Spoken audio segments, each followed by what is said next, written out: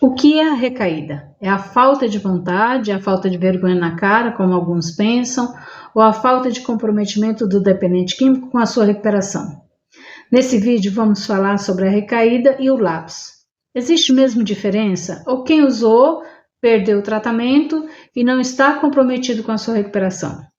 Sejam todos bem-vindos. Eu sou Amélia Prado, psicóloga, trabalho na recuperação de pessoas com dependência química, na orientação e atendimento às famílias.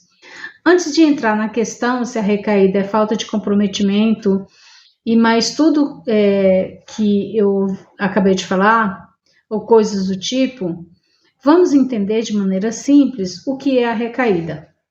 A definição de recaída é o retorno da doença na pessoa que já tinha se recuperado. A recaída é um termo muito comum usado na recuperação da dependência de substância, seja do álcool ou de qualquer outra droga. E quer dizer exatamente isso, a volta ao comportamento viciante de substâncias do indivíduo dependente que estava em recuperação do uso do álcool ou de outras drogas, após ele ficar um período abstêmico. Então, a recaída é muito comum no processo de recuperação do dependente. Faz parte da doença, não faz parte da recuperação. Aqui no canal tem vários vídeos falando sobre a recaída. E sempre fica dúvidas. Sempre alguém tem dúvidas sobre a recaída, mesmo porque é um fenômeno que não se tem uma única explicação. Então, sempre vai haver mesmo dúvidas. Não se tem um motivo exato para definir o que acontece, mas sabemos através de estudos que há vários motivos internos e externos que podem levar o dependente químico a uma recaída, independente do tempo em que ele esteja vivendo em sobriedade. Geralmente a recaída é muito difícil de lidar, tanto para o dependente químico como para a família do dependente químico.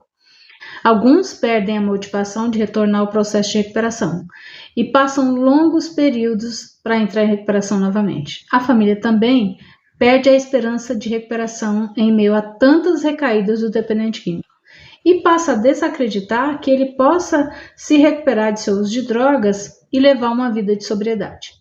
Mas há milhares de pessoas que são dependentes químicos que vivem uma vida de sobriedade. Os motivos para uma recaída são multifatoriais, assim como a própria doença. Normalmente, a recaída acontece devido a fatores internos e a fatores externos. Há estudos que apontam para isso.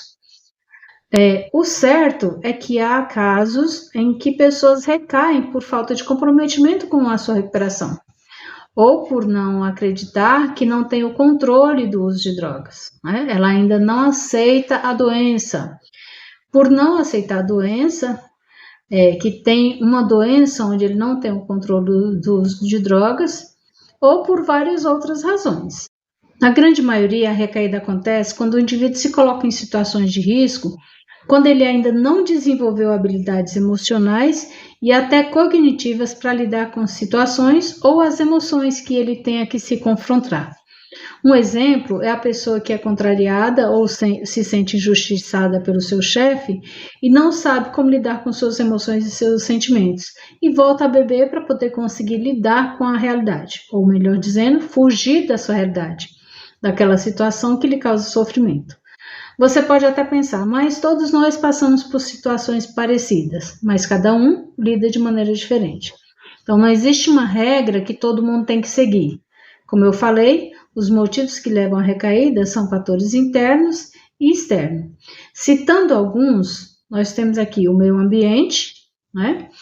Temos o fato da pessoa não reconhecer a sua impotência perante a droga de abuso, a dificuldade em lidar com as suas emoções, a frustração, a raiva, dificuldade em lidar com perdas, a falta de uma ocupação. A pessoa sem nenhuma ocupação, ela direciona o pensamento dela apenas para o uso de substância. Não desenvolve um novo aprendizado, novas memórias e novas habilidades para lidar com as situações novas.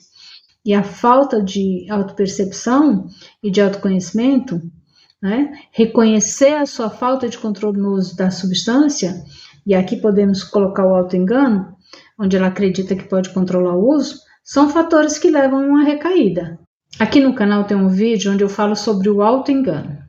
Além dos fatores do próprio indivíduo, existe a falta de suporte adequado durante o processo de recuperação.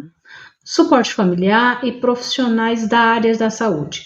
Claro que tem muitos casos que o dependente químico não aceita nenhum tipo de ajuda, seja da família, de amigos ou profissional. Existem 3 fatores importantes que levam a uma recaída: a frustração e a ira, ou mesmo a raiva, a pressão do meio e o desejo impulsivo do próprio indivíduo.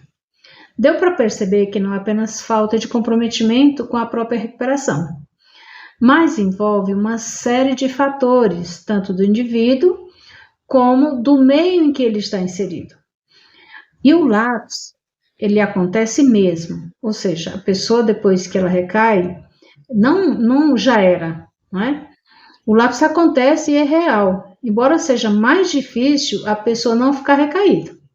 Quando acontece o lapso, geralmente a pessoa fica recaída, mas podemos dizer que o lapso é uma rápida volta ao uso, é apenas um evento temporário, que não comprometeu tudo aquilo que ele conquistou até então. Alguns poucos conseguem, depois de um lapso, buscar ajuda e entrar novamente no processo de recuperação, mas pode acontecer.